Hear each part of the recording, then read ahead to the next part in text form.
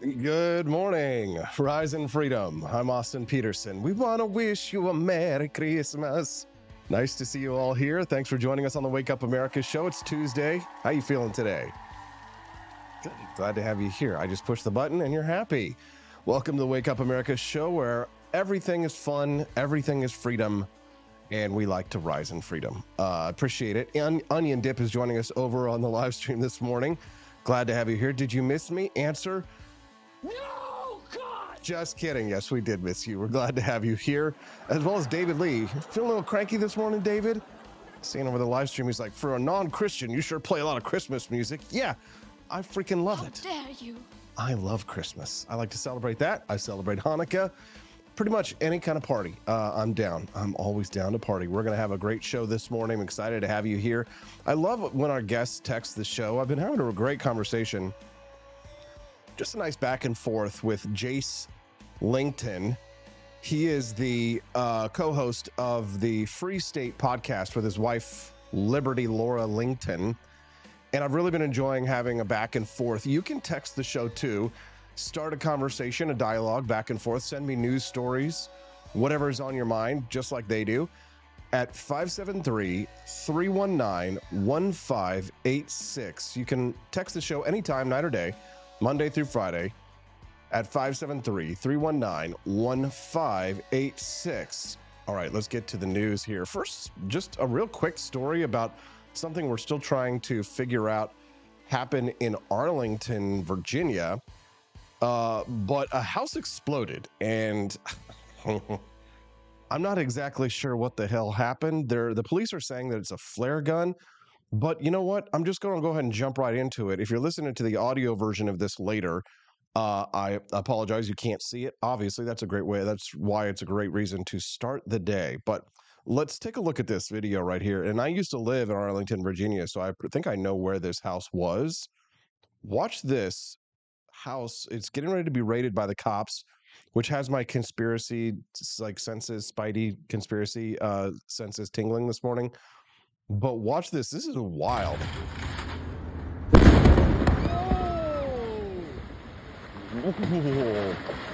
Now, okay, so there's going to be some bad words here, FYI. I apologize.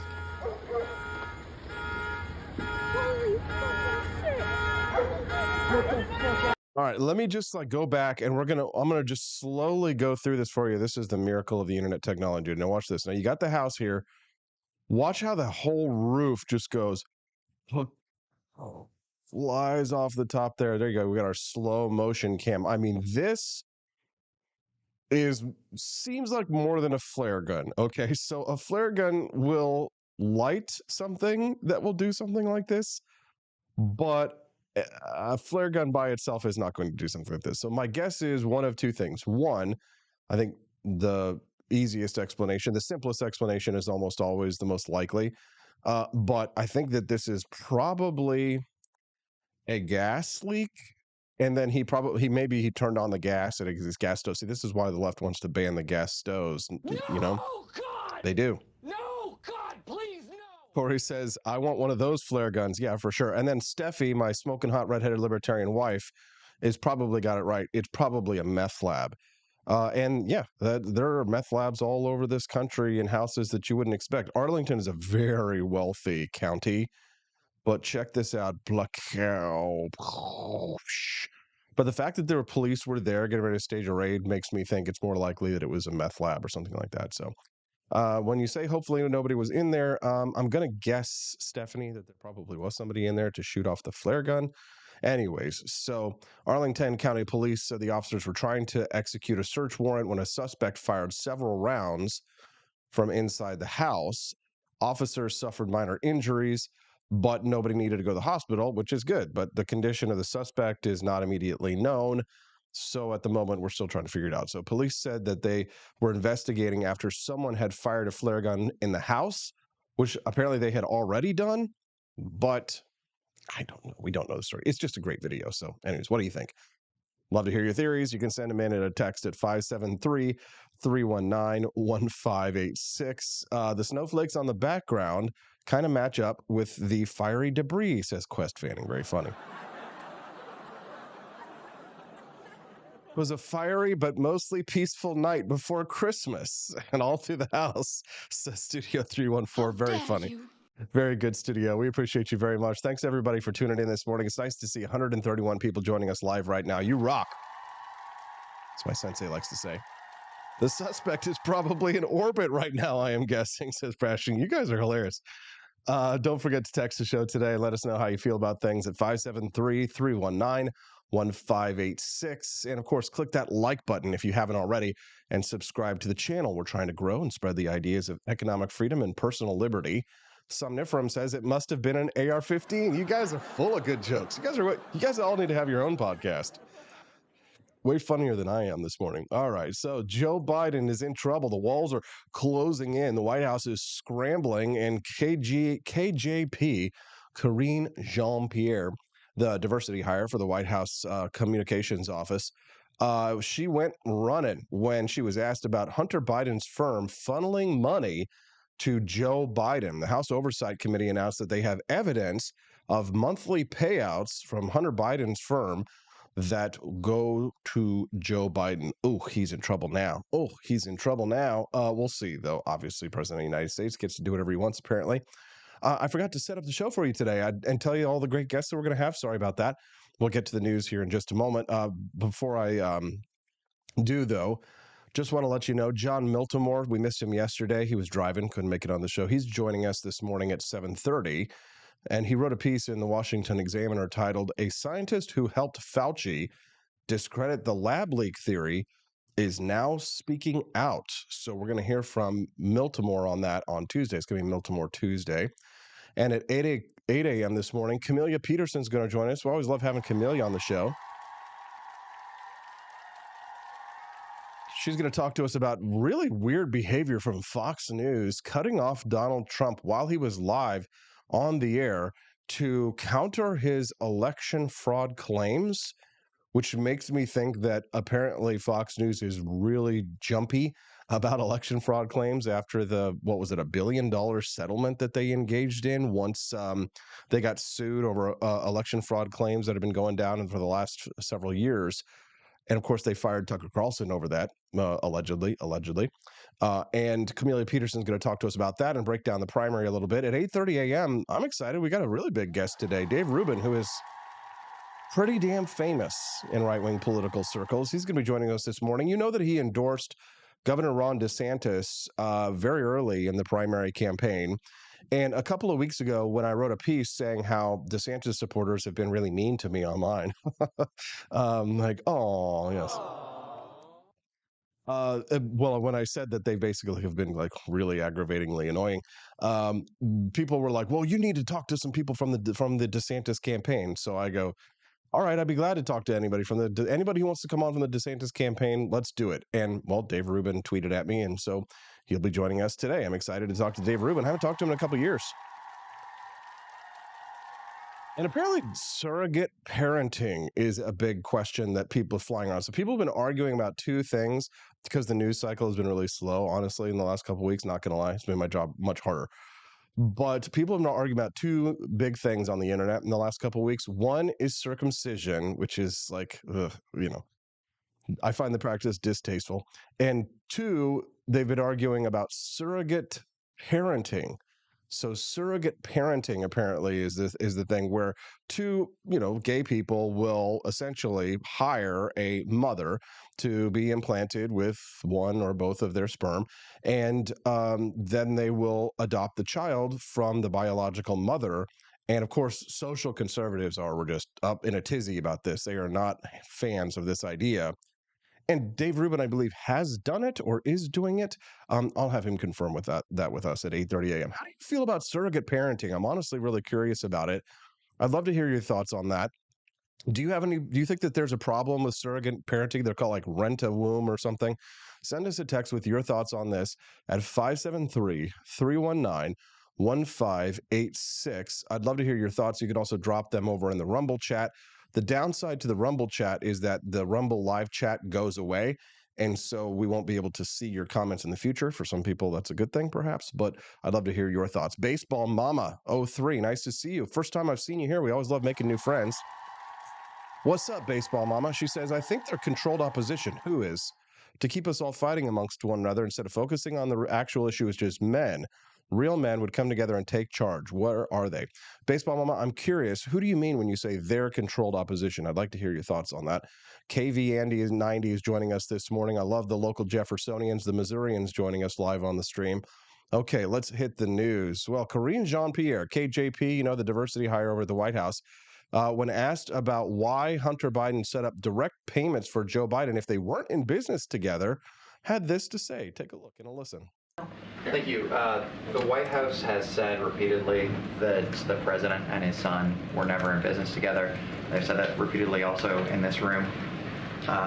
According to bank records obtained by the House Oversight Committee, though, one of Hunter Biden's businesses, Osawa PC, set up direct payments to the president. Did the president accept payment? And why would there be such an arrangement if they were never in business together, or if there was a wall of separation, as the president has previously said? Good question. To be clear with you, I have not seen that report, so I would have to refer you to my colleagues over at the White House counsel's office on that particular question. All right, everyone. See some of you in Boston or on Wednesday. Thanks, everyone. Dude, run away, run away. She's running. And running, running, and running, running, and running, running, and running, running, and running. Let's get it started. Let's get it started in here. Anyway, the House Oversight Committee Chair James Comer said they can now add this claim that Joe never got any direct money to the long list of lies told by Joe Biden and his team on this matter. So this wasn't a payment from Hunter Biden's personal account, but an account for his corporation that received payments from China and other shady corners of the world. So at this moment, Hunter Biden is under investigation by the Department of Justice for using his company, which is called Owasco PC. That corporation is under investigation for tax crimes, tax evasion and other serious crimes. Now, tax evasion, serious crime, not sure that those can necessarily be used in the same sentence, because the more we hear about Hunter Biden from a libertarian perspective, having guns and drugs at the same time, tax evasion, sounds libertarian. No, Austin, no, you're supposed to hate him. Really, the problem here is not necessarily Hunter Biden, is it? Or is it the problem really is Joe Biden? But Hunter Biden for facilitating for sure. Anyways, so Joe Biden is exposed as lying about having business dealings with his son Hunter. That was one of his major claims, was that there was a wall of separation between the two. But now, they repeatedly said, and I quote, they were never in business together. But according to the bank records that have been obtained by this oversight committee, Owasco set up direct payments to Joe Biden. So did Joe Biden accept the payments? Why would there be an arrangement if they weren't in business together, or if there was a wall of separation? Why would Hunter Biden's corporation, which is receiving money from China, be sending money to Joe Biden? Methinks they are in deep doo-doo this morning. I'd love to hear your thoughts. Send us a text at 573-319-1586. Again, the text line is open today at 573-319-1586. It's a great question on the surrogate parenting. Looks like people are already sending in their texts. Morning, Austin. No issue with surrogate parenting, as long as all parties are in full agreement and the parents will be good parents. Plenty of horrible straight parents out there, so what's the big deal? Well, I'll tell you this, and I have not, I'm like Andy Opperman over in the chat, I have not really deeply considered the morality of surrogate parenting. But if I were to play devil's advocate and to try and ask myself, what could possibly be the negative consequences of such, I guess we have to ask ourselves the meta question on this. Do children deserve to be with their biological parents if the chance is there? Meaning that adoption is a separate question than surrogate parenting, right? And we are going to talk about this a little bit later in the show, but I want your brain turning. And of course, if you have questions for Dave Rubin, who's going to be joining us this morning, then you'll have time to send them in. But I think it's a different question of if you are adopting because, the mistake has already been made, the decision has already been made, and that's that. But with the question of surrogate parenting, you're talking about a deliberate act for a woman to have a child and then to take that child away from their biological mother. So the question, of course, will there be negative secondary, tertiary consequences to the deliberate act of having a child for the purpose of taking them away from their mother? See, now social conservatives really they balk at this and they blanch. But I don't know if there really is a problem with something like this. I haven't really thought about it deeply enough. So that's why I'm glad that I have Dave Rubin on this one. One listener did send in a text and said, I'm not a big fan of surrogacy. I prefer people to adopt kids. Yeah, that is a good question. But I guess everybody feels like they want to have, not everybody, but most people I feel like want to have their own biological children.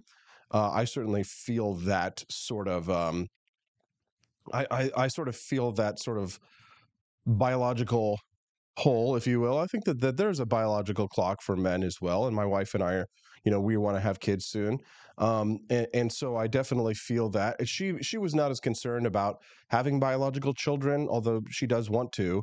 But if for some reason we couldn't, then adoption would be something that we would be willing to do. So one of the dangers of surrogacy, says Andy Opperman, is that it could come close to trafficking. Ooh, that's interesting. Interesting question there. So anyways, I'll just leave it up to you and your thoughts, and you guys can debate it while I move on to the next topic, because we've got a lot to go over. Actually, yeah, I've got more Karine Jean-Pierre clips this morning. She was asked, I think this was kind of a softball question, to denounce the cancellations of Hanukkah. Have you been seeing that around the country that Hanukkah celebrations in certain towns have been canceled for like the fears of terrorism, which I think is bizarre. But Karine Jean-Pierre was asked about this at the White House yesterday.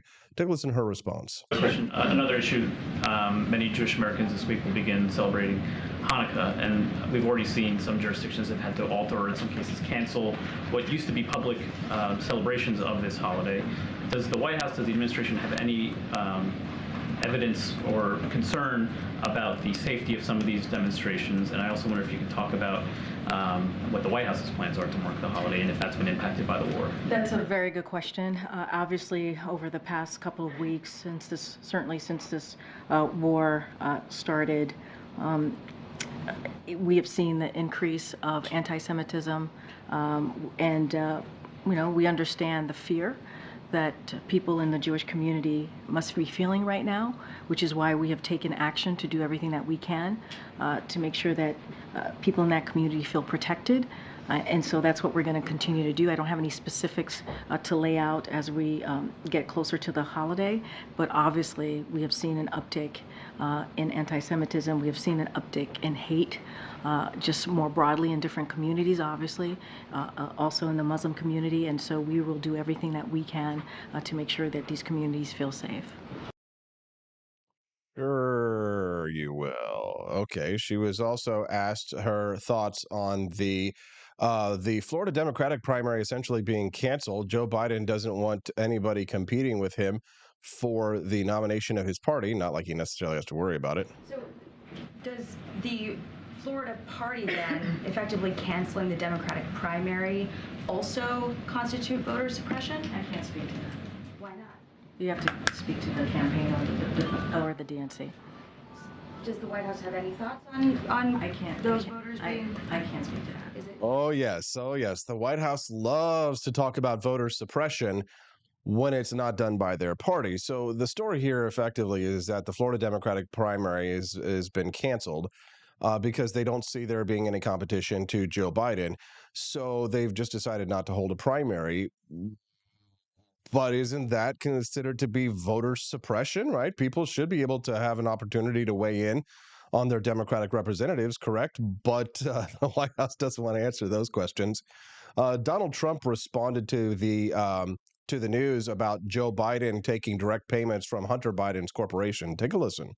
Remember during the debate, I said to Joe Biden, I said, how come the mayor of Moscow's wife paid you $3.5 million? And Chris Wallace, how's he doing, by the way? Chris Wallace was the moderator. You shouldn't be allowed to ask that question. I said, well, it's true. The mayor of Moscow's wife paid this family $3.5 million. Why did they get it? What did they do that was worth $3.5 million? They weren't able to explain it.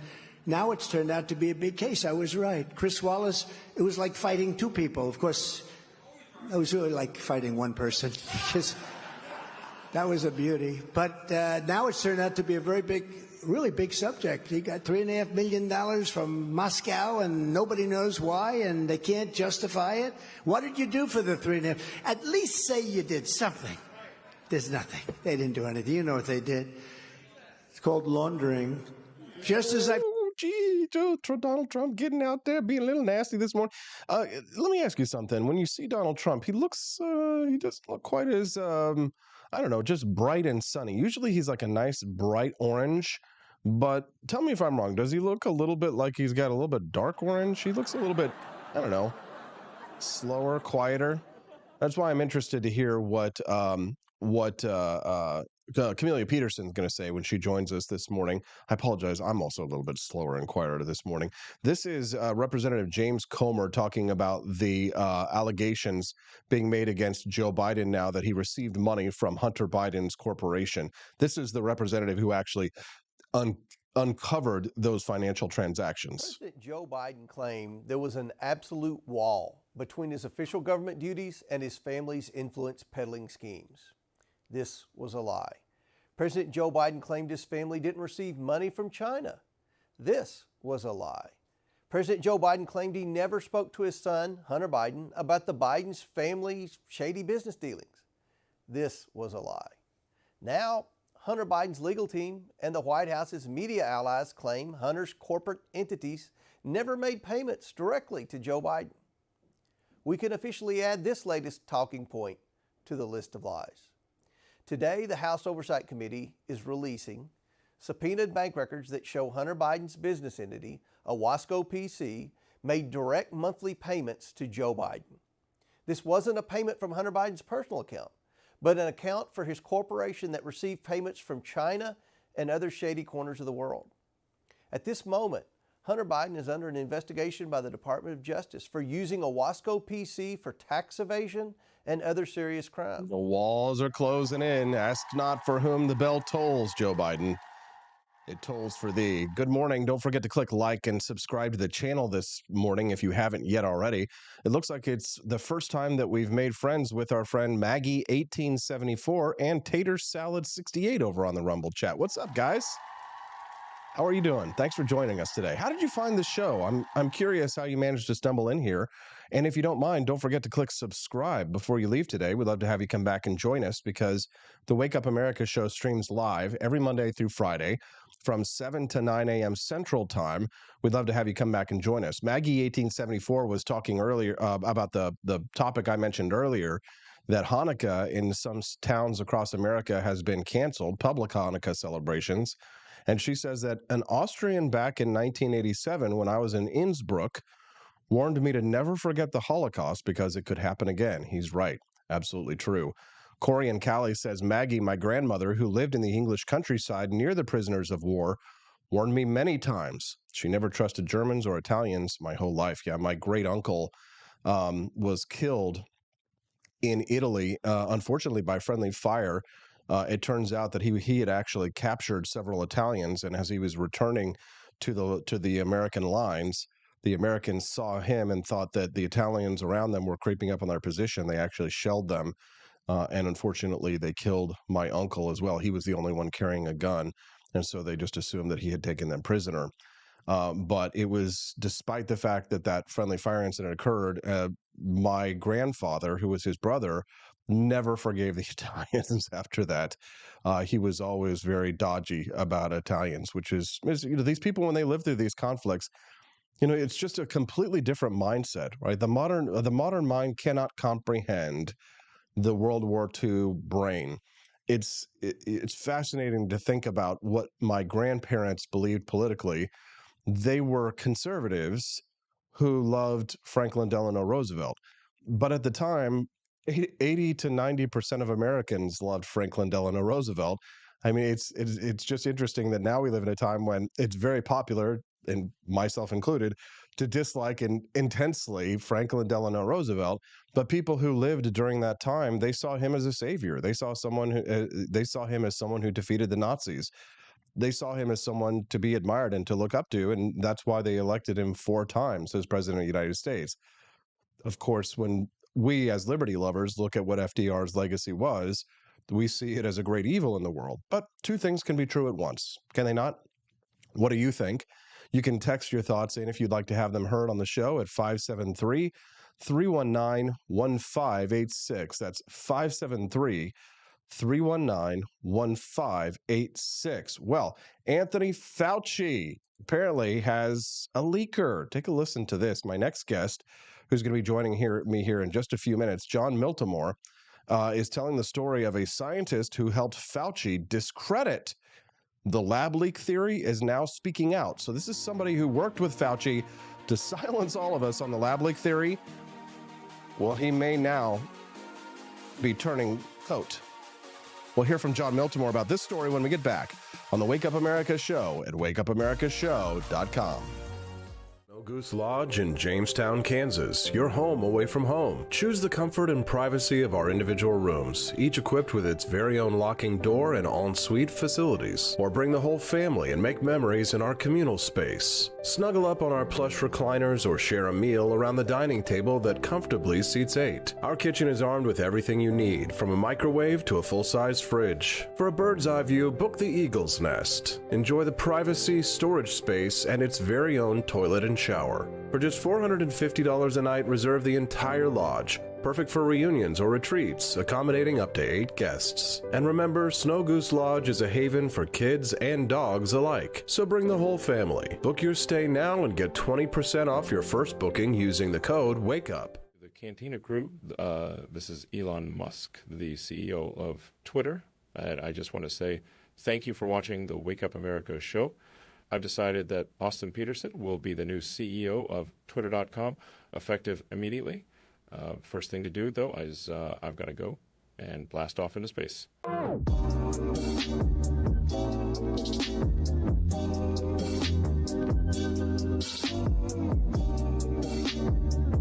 If there wasn't going to be somebody who was a fiery champion of liberty, somebody who would get out there and who would be aggressive, and if they wouldn't do it with more fire or passion than I had, then I would go and I would fight this battle for us. I've fought for the principles that we all share.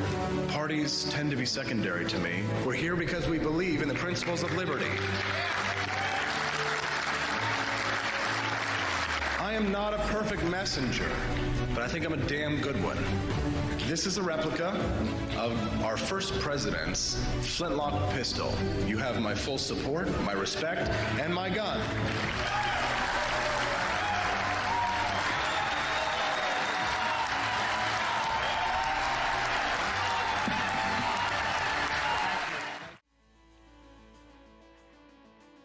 Good morning. I'm Austin Peterson. Welcome to the Wake Up America show. It's time to rise in freedom. Glad to have you here. Click that like button and subscribe to the channel. We'd love to have you come back and join us here on the program every Monday through Friday from 7 to 9 a.m. Central Time. Set it in your calendars. Come back and join us. Sign of Jonah is saying, who's that young man? Yeah, that was me like 6-7 years ago running for president of the United States. I used to be young and handsome. Now I'm old and crotchety. My next guest has already put me in a bad mood. He's talking to me about some kind of Packers winning over my Kansas City Chiefs. How dare you, sir? My next guest, John Miltimore, has some more serious topics to discuss, though. We missed him on Monday. We're going to call it Tuesdays with Miltimore, I guess. Joining us now, John Miltimore, editor-at-large of the Foundation for Economic Education. What's up, John? How you doing? Doing great today. Happy to be back with you. AP, I was driving back from Green Bay yesterday morning. It was a long day. Yeah, we're glad to have you here. Sorry we missed you yesterday, but we're thankful to have your thoughts. This is kind of a big story, John. You're the first person I've seen covering it. A scientist who helped Fauci discredit the lab leak theory is now speaking out. What's the news? Yeah, it's funny. This came from a story out of Australia. There's an Australian journalist. Australian media is a little bit more interested in this stuff than U.S. media, apparently. But she was able to land an interview with Dr. Robert Cadlick, who was the Assistant Secretary for Preparedness during the COVID pandemic. for Health and Human Services, really one of the top, response officials in the U.S. government.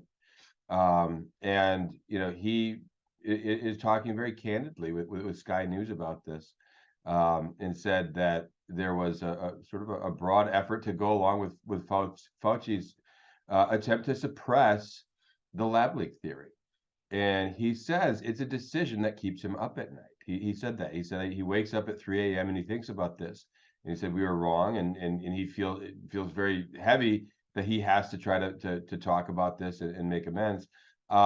Here's the truth: Sky News, is starting to use the C word, conspiracy, and it's a word that we reflexively resist, I think, in the United States, for good reasons and bad reasons. But I look at this, and there is something to this, that there was a conspiracy. If it's the definition of the word, there was a broad effort to conceal the truth that this likely came from Wuhan. And we know from the beginning that the scientists that were assigned to study this virus by Fauci to look at this genetic mutation, they looked at it and they believed it likely came from Wuhan. Now, the paper they published didn't say that. And Fauci and others in the government spent 18 months saying, if you say anything about that, we're going to censor you, we're going to ban you, maybe you'll lose your job, we're going to shame you. It kind of all changed when Jon Stewart went on Stephen Colbert's show and said, maybe this virus came from the name of the lab of the virus, and everybody kind of laughed, and Colbert looked at him like stunned, like, do you believe this? And Stewart said, come on, like, it's obvious. And by then Facebook had just lifted the ban on people talking about this. But there's a lot of dots here, man. And I could go on, like the CIA. Go on. Yeah. The Fauci took a visit to the CIA. There's a House panel now looking into this. We don't know the date of that visit, but he entered the CIA without a record of entry. That's a no-no. Shouldn't be happening. But he did. He allegedly tried to influence the determination that the CIA was reaching on the origins of COVID. That's been alleged by a CIA whistleblower. The whistleblower says 6 agents allegedly were tried to be bribed by the lead agent who is tasked with kind of leading up what they were going to do to make this determination. And so I'll go back to that word conspiracy. All of this is pretty big news, and it's really not being talked about, right? These are serious allegations when you have a CIA whistleblower saying they tried to bribe us. They tried to give us financial incentives to change our determination from, this likely came from Wuhan to, we're not sure. And it goes on and on. And now what you have is the dam is breaking. People like Robert Kadlec are speaking out. They're giving details. A few reporters are talking about this and covering this. This should be a much bigger story. Fauci will be testifying on the origins of COVID, though, sometime. I don't know if it's at the end of this month, I believe.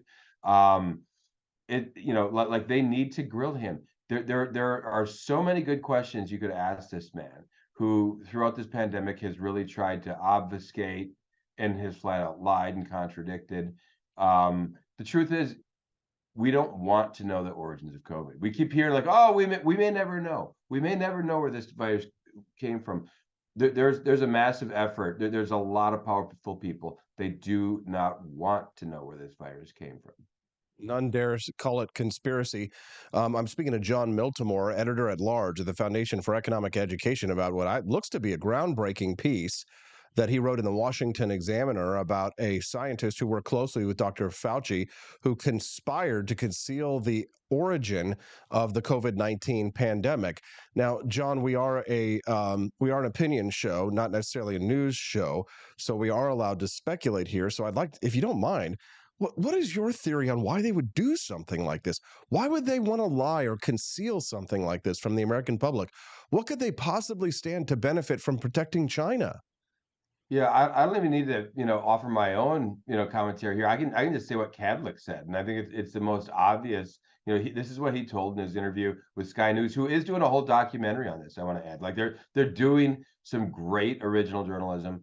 I just happened to see their story out of Australia and didn't realize, like, why is this not being covered here in the U.S.? Kadlec says it's very obvious. He said, Fauci wanted to protect his own reputation and that of NIH. who was funding gain of function research at Wuhan.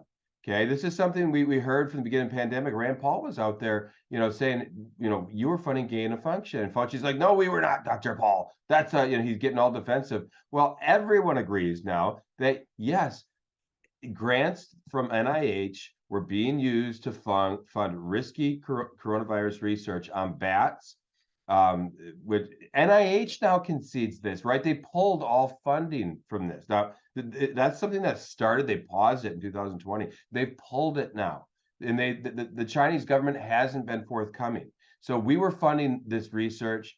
Even Fauci says, well, some of that we didn't know what they were doing. And if you go to the grant, the people that were getting the grant, like EcoHealth, they said, no, we notified them that some of our research had an unexpected result. They say it was unexpected, okay? However you look at it, we were funding some very dangerous research here, very highly controversial research. Then what do you do when you find out there's been potentially a virus leak from the lab where that research is being done? What do? You say, well, this is a natural virus. We know that, right? It would be genetically impossible, to use Fauci's words, that this virus actually came from that lab. And they spent months and months and months slandering anyone who spoke up about this. Tom Cotton, back in February 2020, just speculated. All he did is speculate, like, look, this virus could have came from China. We have the lab there. The Chinese government isn't being forthcoming. And what happened to him? He was hammered. The New York Times, the Washington Post, Slate, all these police, media outlets called him a kook. They said he was nuts for trying to say that this could come from there. He was called a racist, everything else. Cotton, to his credit, the Washington Post actually went and corrected their piece. New York Times, I looked the other day, they still hadn't last I looked. After smearing this guy who had, either the brains or the courage, whatever you want to call it, to say, hey, we have this lab over here that's doing a lot of risky virus research. And if you look, this virus came right out of there. We needed to start asking questions. And what happened? He was silenced, if not silenced, smeared as a conspiracy theorist. And this has been going on for a long time. Like I said, we need answers. A lot of people don't want us to get those answers. No kidding. Quest Fanning over on the live stream drops a super rant and says probably the most powerful propaganda tool of the corporate media is simply to silence or not repeat stories that go against their narrative. They'll likely do that with this story. We appreciate that, Quest Fanning, for your Rumble rant this morning, for supporting the show. I'm speaking to John Miltimore. He's the editor-at-large of the Foundation for Economic Education, about his newest piece in the Washington Examiner about a scientist who helped Fauci discredit the lab leak theory, who is now speaking out. Brandon Meyer over in the Rumble chat as well says, interesting, when Australia was even more tyrannical than the U.S. during the pandemic, but their media seems more free to discuss these issues than the United States. That is fascinating, John, that the American media in a ostensibly free nation is not doing the kind of reporting that a country like Australia, which had their guns taken away, is doing. There really is a problem of the free press here in the United States, despite the fact that we have news shows like these and the alternative media is larger than the mainstream media. There still is a grip or a stranglehold on culture that the quote, corporate media, which is what I would prefer to call it, that the corporate media has on the narrative, does it not? It does, and I like to refer to them mostly as legacy media, because there's some corporate media that does good stuff. It's really those legacy institutions that we think of. And his point is great, but I will say it wasn't the Australian government that was funding the research, at Wuhan. It was the U.S. government. And so what you have, and I used to be a newspaper reporter. It was a smaller, paper in Florida. It wasn't the Washington Post or New York Times or Wall Street Journal. But you realize you have relationships that build up over time. And reporters get cozy with a lot of powerful people in government who help them get stories, who help them professionally. And I think that's what you're seeing here. U.S. media is beholden to Fauci and NIH. And now they're also like, kind of, to use a poker term, like pot committed. They've been saying so long, you're conspiracy theorists to believe all this. They've been running with another narrative for so long. They don't want to be proven wrong. So they don't want to cover stuff that runs counter to all the stuff they've been writing for the last few years. Australia media, again, you don't have the Australian government, to my knowledge, that's funding this research. I don't know, maybe they weren't quite as outspoken during the pandemic for the same reasons. They weren't allowed to be. U.S. media, there's still a lot of that discussion happening. But I am happy. You need, it is one of the great things, whether it's the BBC or Sky News, who did this story out of Australia. You have other countries that have media that still can report on these things. It shows, free speech is so important, and we're seeing. I've never in my lifetime quite saw the retreat of free speech that we did in 2020, 2021. I do fear we're taking that step backwards, right towards there again, as this conflict in Israel is going on. You see people that are being just silenced in ways that are very pandemic-like, right? Like we're seeing people fired from movies for things they tweet. We're seeing all of this, and I think we got to just recognize, especially with something during like a war, a pandemic, we don't know a lot yet. We're trying to figure things out. Free speech helps us get there. So don't silence people, even if you disagree with what they're saying.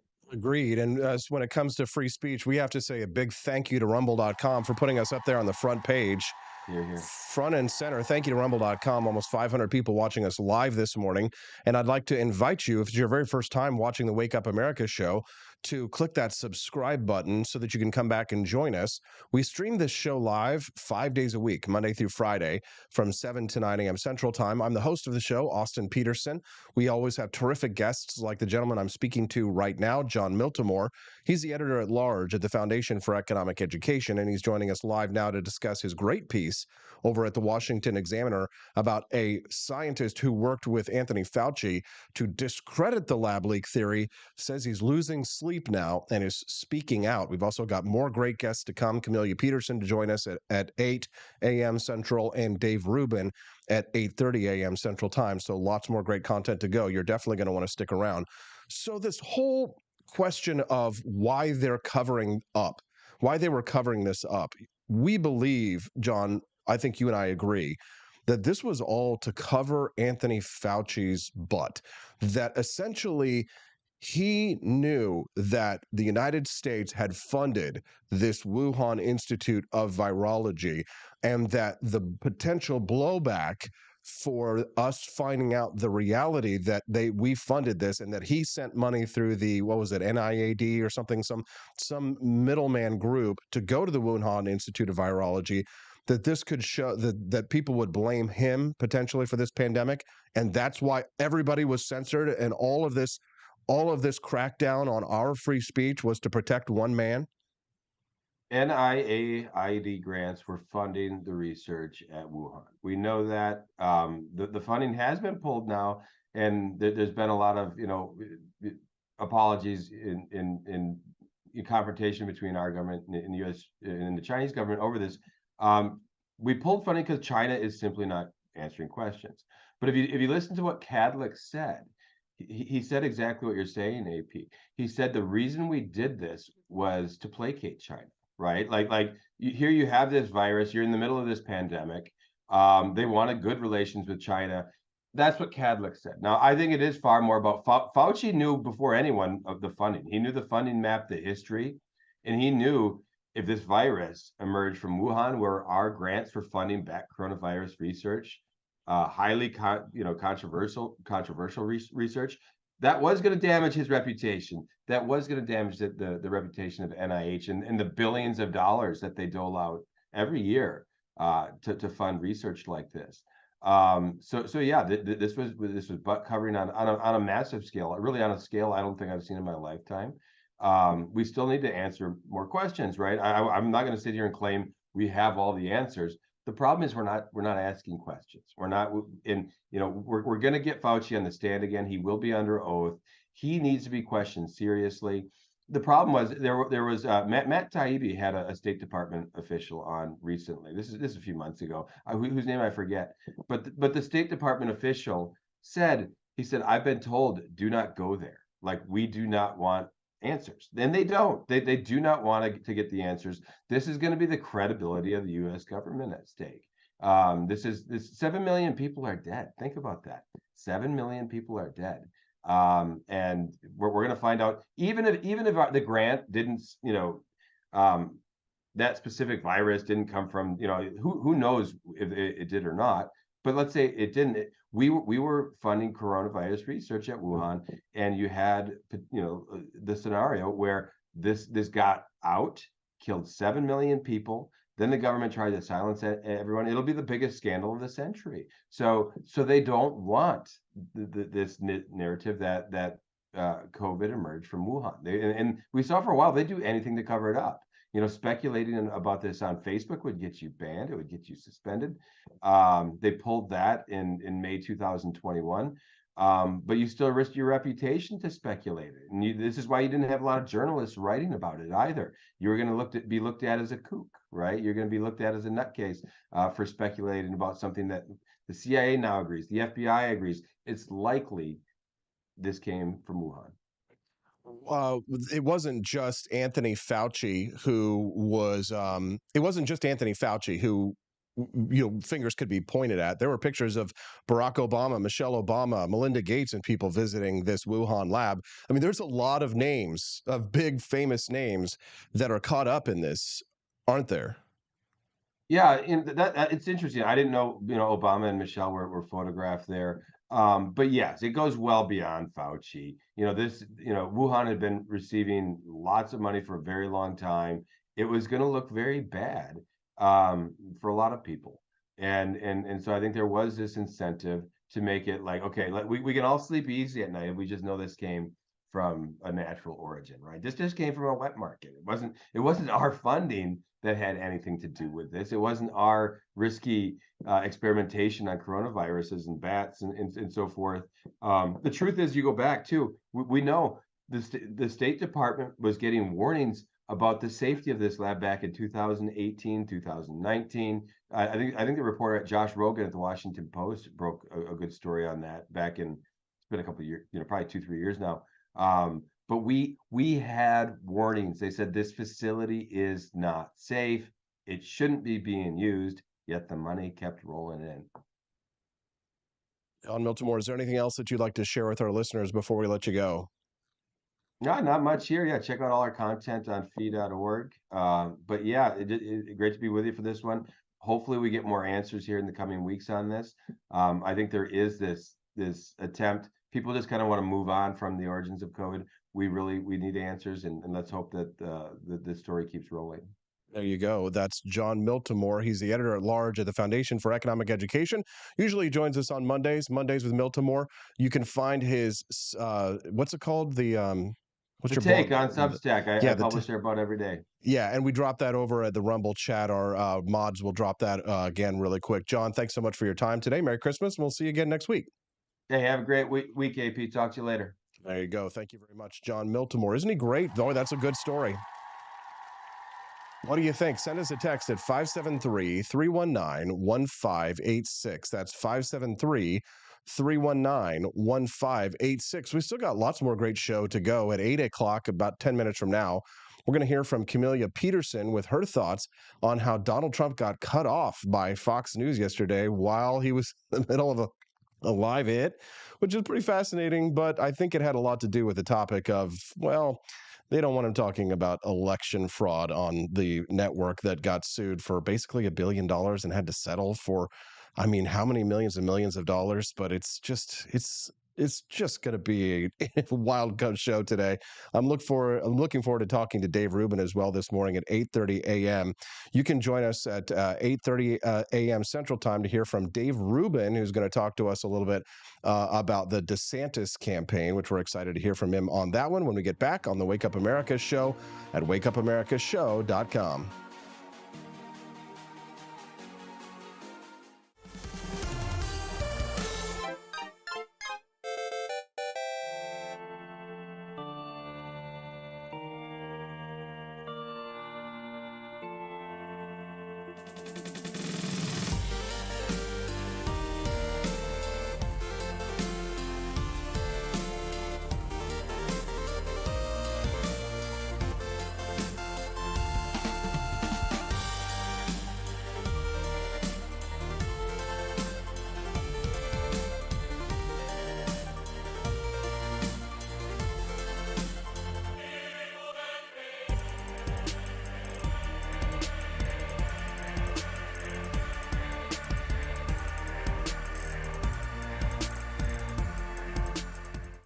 It was 1946. A battle was fought, not overseas, but right here on American soil. The Battle of Athens, an intense struggle against election fraud and for the rights promised by our founding fathers. Driven by the Second Amendment, ordinary citizens stood tall and fought back. Help us expose this momentous battle of integrity and bravery. Your support can make a difference. Visit givesendgo.com/bleedamerican and pledge your support, because we believe in the power of truth, the strength of unity, and the spirit of we the people. Let us not forget, we bleed American. Fire.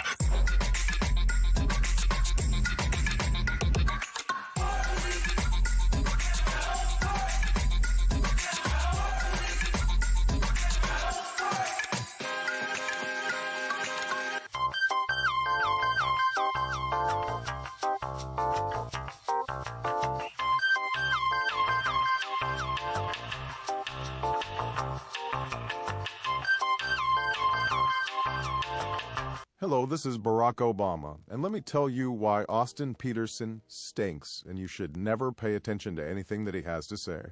First of all, he's a libertarian, and we all know libertarians are idiots. They don't realize how important government is to everything that we do. I recently became aware that Austin has opened up a libertarian shop at apforlibertyshop.com. Now, I'm asking you as a personal favor to me that you never ever visit apforlibertyshop.com. With all of the great Liberty merchandise there, the last thing that we need to do is to get people spreading this message around the country, because then they might start thinking that they don't need government. And that's the last thing that good Democrats like us want. So if you love democracy, like me, and hate freedom, then don't visit AP for Liberty Shop. Like I said, whatever you do, do not visit apforlibertyshop.com. I'm Barack Obama, and I approve this message.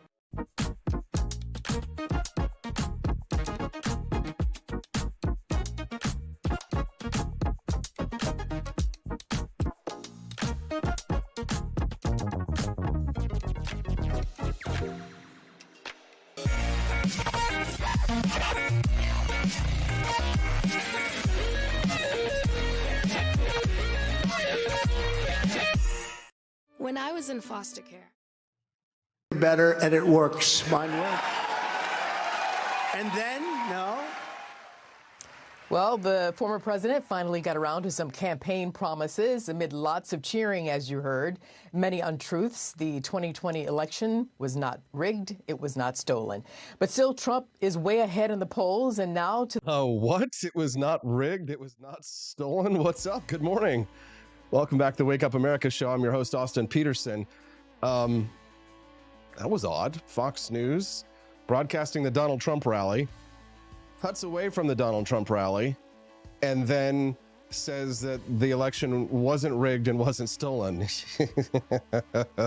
I think that they're feeling a little bit touchy, a little sensitive over there about that one. Good morning. If you're just tuning into the Wake Up America show, 1,000 people joining us live. Yo, what's up, people? You look beautiful today. What are you wearing? It's nice to have you here. Click that like button, subscribe to the channel. Why would I ask, what are you wearing? What an odd thing to say. It's a weird show. It's the Wake Up America show, and I'm your host, Austin Petersen. We stream live every Monday through Friday from 7 to 9 a.m. Central Time. It's a great way to start your day, make some friends. So don't forget to click that like button on Rumble and subscribe to the channel so you don't forget who I am. AP for Liberty here on Rumble. We'd love to have you come back and join us 5 days a week. Find out about what's happening in the world, have a little bit of fun, make some new friends, and of course, get awesome guests like my next guest. She joins us every Tuesday and Thursday on the show for her regular 8 a.m. Central appearance. That's Camelia Peterson. What's up, CJ? How you doing? Nice background. Ooh, looks cold. Thank you. Yeah, I'm happy as long as it's cold here, not actually outside, because I hate winter. It's pretty though. But I would like to say I thought this was a family show. However, I do highly encourage everyone to text the show line and tell Austin what you're wearing. Yeah, I don't know where that came from. Sometimes just the strangeness slips out and the show's live, so you can't take it back. Camelia, you saw that clip of Donald Trump getting cut away from at his rally, which they would have never done in 2016 or 2020, and then correcting him on the stolen election claims. Kind of ballsy. I mean, Fox is kind of between a rock and a hard place in this situation, isn't it? For sure. I mean, well, a huge lawsuit will do that to you. I mean, I don't know, when people settle lawsuits, it's always debatable as to whether or not, they have to weigh the risks.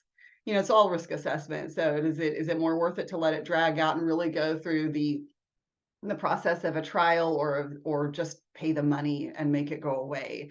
Well, this was, almost $1 billion payment to make it go away. So just under 800 million. But yeah, I think that, one of the things that they say that came out in Discovery was that at the same time that Fox News guests and show hosts were on there, claiming that the election was stolen in the background, executives and the show hosts themselves were texting and emailing each other saying that it was malarkey. And they were they're a little gun shy right now, and they're still dealing with another lawsuit with another voting machine company, Smartmatic. So, Will it be the greatest irony of all, Camelia, if Donald Trump wins re-election next year and the Democrats spend 4 years claiming that the election was rigged or stolen? Like, can't you just see it? I mean, Hillary Clinton claimed the election was stolen. It's like it's just what we do anymore. And that's unfortunate, because it really goes to the voters' distrust in the system anymore. And I think that's the most dangerous thing, is that if nobody trusts your electoral system, then that's a recipe for disaster. Yeah, but in this scenario, Donald Trump he's going to ride this all the way into the election next year. If the election were held today, I think that he would win.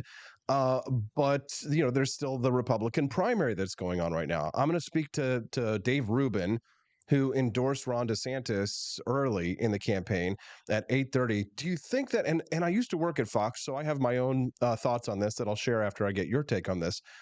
But do you think Fox doesn't want Donald Trump to be reelected just because they're terrified of things like this? I mean, I think that's certainly possible. This has put them in a weird place to have to, I mean, they were the Trump network, right?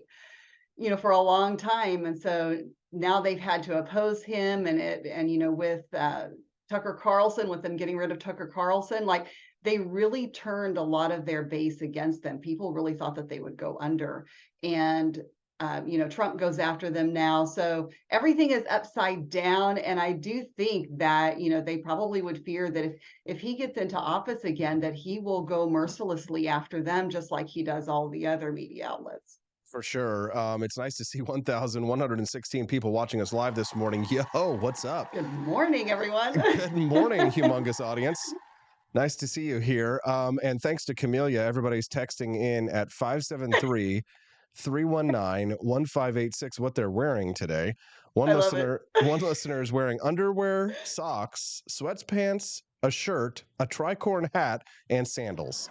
That's amazing.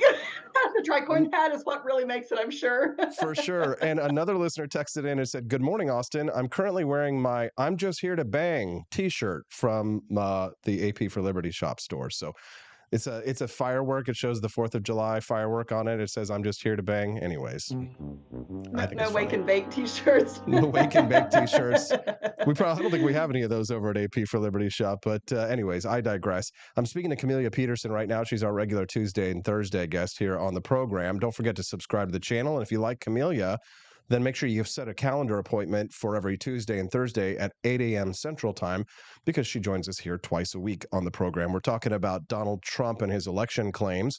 A lot of people agree with Donald Trump. Even people who are in our comments right now are telling us this morning they do believe that the election was stolen. If that's true, what's being done to stop it from happening again next time, Camelia? I mean, I guess our friend Cliff Maloney has got a campaign out in Pennsylvania to try and round up votes and play the game that the Democrats are. But do you think that the Republicans are ready to beat Democrats at their game next year? No, I don't think they are. And the problem is that is there some fraud always? Yes. The thing is like it goes both ways, to be honest. But is there fraud on the massive scale that was claimed?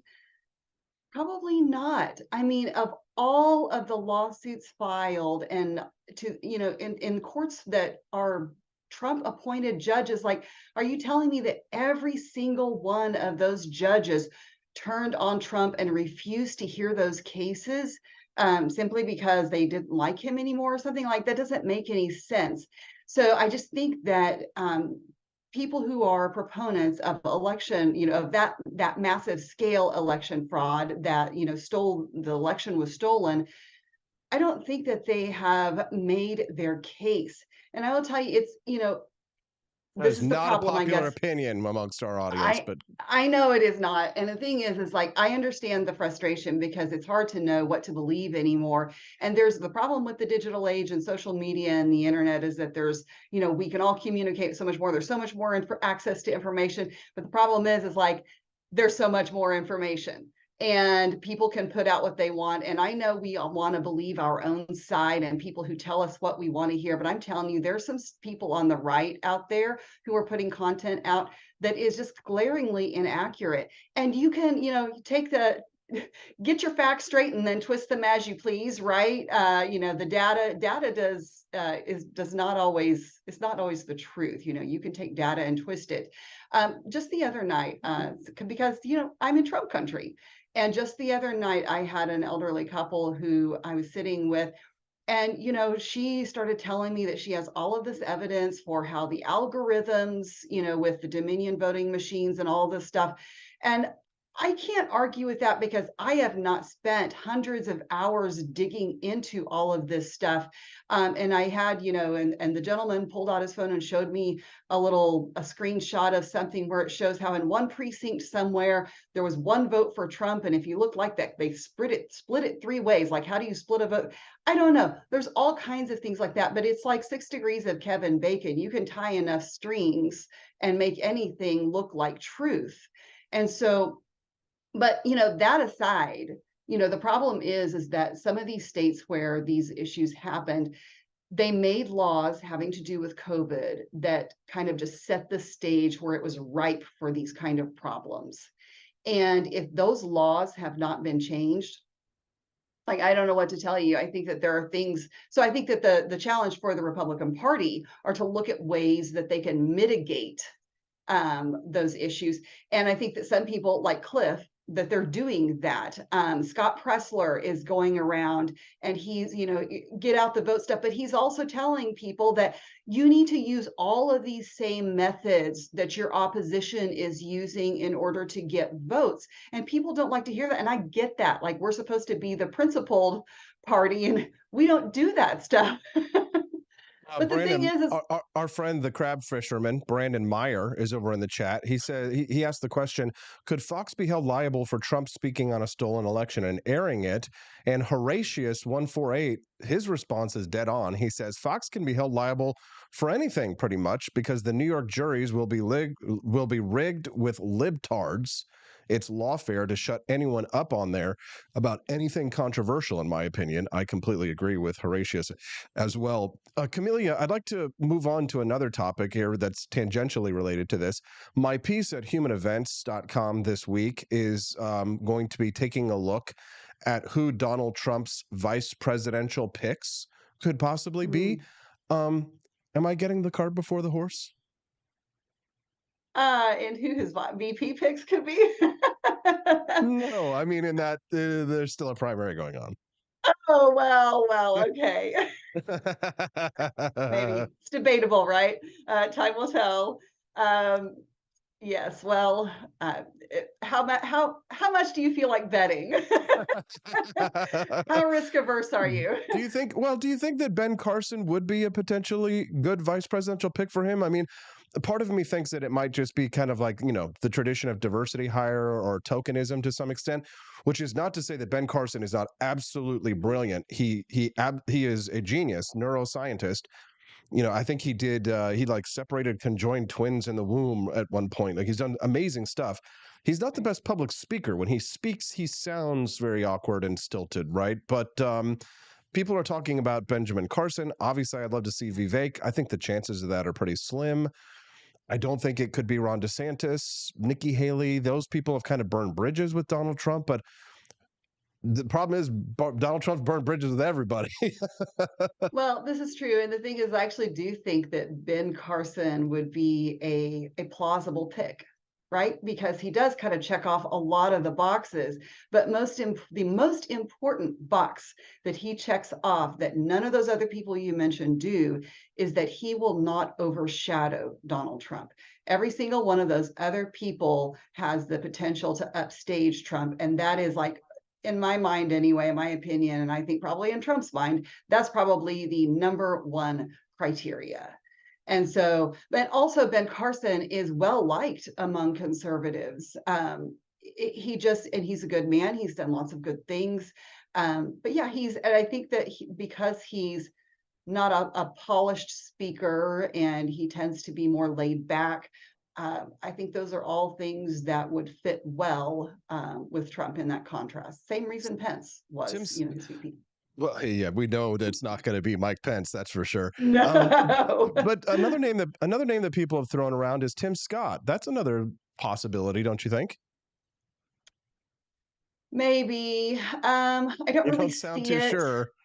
Yeah, No? I don't know. I don't really see it. I don't know how to put my finger on it, but there is something, I think, in the chemistry or personality style of Tim Scott and Donald Trump that I just don't see them campaigning together. I don't know if that makes any sense at all. Like, that's something that I don't know how to articulate that well, but I don't see it happening. For sure. It'll be interesting to see who he does eventually pick if he wins the primary, of course, because there is a primary. And Dave Rubin will be joining us here on the show here in about 20 minutes to talk about that. If you're just tuning into the Wake Up America show, I'm your host, Austin Peterson. I'm speaking to Camellia Peterson. We are not related, but we're good friends, and she joins us on Tuesdays and Thursdays. We'd love to earn your like and your subscribe to the channel, since we've got over 1,000 people watching us now. I know at least 900 of you have no idea who we are, and I'd love to have you come back and join us and be friends and stick around for a little while. Camellia Peterson and I are talking about Donald Trump and how Fox News cut away from his stolen election claims to correct the record. But I think probably what's Horatius was saying earlier about the lawfare that's committed against conservative groups and outlets, that's probably as good a response as any. It's kind of like when the gun manufacturers got sued for... as long as you're in a liberal state, you can sue anybody for anything. And if you're a conservative, you're probably going to lose. But we have talked about the crisis that we might be engaged in if Donald Trump does get convicted of a criminal conviction for which he is sentenced to serve jail time.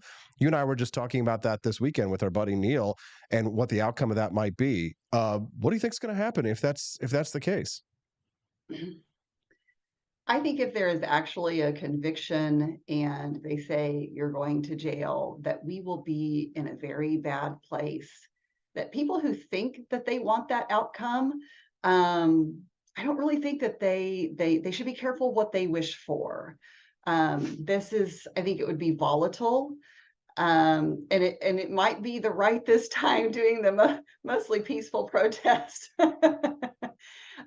Because I have talked to plenty of people on the right who make not so veiled threats that if something were to happen, that they would be ready to take violent action. And people say a lot of things. I'm not completely convinced that a lot of those people, especially following January 6th, I'm not convinced that they wouldn't do those things. So, whether or not it's justified, whether or not he deserves it, I think we should all hope that that is not the case, just for our country's sake. No, for sure, Camellia. And when I think about the possibility of Donald Trump being convicted, I think I even mentioned to you, like you mentioned there, that if you think January 6th was bad, trying to throw Donald Trump in prison after he gets elected would be a big mistake. And I just want to remind our listeners that Judge Andrew Napolitano, who came on my show to discuss this about a month and a half ago, he believes that if this were to happen, that the Supreme Court would likely step in and issue a stay of his sentence until such a time as when he is no longer president of the United States, and that the supremacy clause might be invoked in order to ensure the continuity of government. There are contingency plans for the continuity of government in emergency cases, and it is likely that the Supreme Court would step in this scenario and say, you can't put the president of the United States, who has been duly elected, in a jail cell, at least until such a time he is no longer president of the United States. So we could see Donald Trump serving his term and then having to promptly report to jail after he leaves. And for what, though? I mean, the funny thing is about these allegations, and most people don't really know what he is being indicted for and what the criminal allegations. But I mean, the one in New York, for example, he's being indicted for saying that he had three bathrooms at Trump Towers when he really had 2.5. I mean, it's the most ridiculous charges you've ever heard of. And even the ones in Georgia, for example, it would appear to be free speech, even if he's wrong, and even if I disagree vehemently with him saying, go get me 30,000 votes or whatever the number was. Right. To some extent, nobody did it. Nobody listened to him. It didn't Right. happen. It's just his own speech. I mean, the charges are frankly ridiculous. Wouldn't you agree? Yeah, I think so for the most part. I don't know all of them, but I will say, when he used his position to put the pressure that he did on other elected officials to get me those votes or whatever it was, and the way he talked to, the governors of some of the states, I don't know. Could you say it's coercive? Maybe, although I don't know that he really would have the power to do anything to those people. So, in my opinion, it probably does fall under free speech. I would say this, I would challenge the people who are diehard Trump supporters that say the economy and everything else was doing so well, and he's the only one that can get us back to that. Do you really think that he is the only one that could have had those outcomes during that term? Or is it possible that we would have experienced those things with any Republican in the presidency at that point? Because I'm not so convinced that Trump was the only one. He's not the only one that holds those policy positions. And I mean, just because he's brash doesn't mean that he was getting his way all the time, because we hear all the time about how he fights. But just because he says a lot of words and really loudly and kind of, socks it to him, that doesn't necessarily translate to policy outcome per se. So I'm not sure that you can make the case. Well, possibly. I would say that there's a chance you're right. However, I will say that his brashness and his sort of bullying demeanor probably was needed. I think there is a good argument that nobody else could have done what Donald Trump did, because, for example, like there's people's can sense weakness from other people, right? And when there's a famous photograph of Donald Trump where he's sitting down with his arms crossed, and Shinzo Abe, rest in peace, of Japan, the prime minister, is standing behind him with all of the world leaders leaning over him, trying to bully him.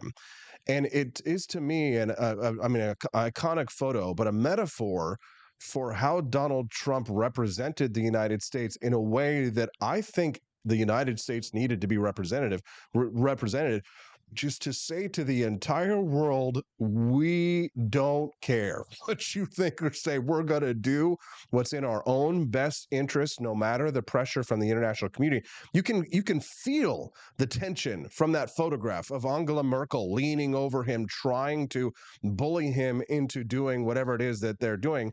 And you've got the United States and Japan just sitting back saying, try me. I'm not going to do anything you tell me to do. I'm going to make demands upon you, and I'm going to give very little in return.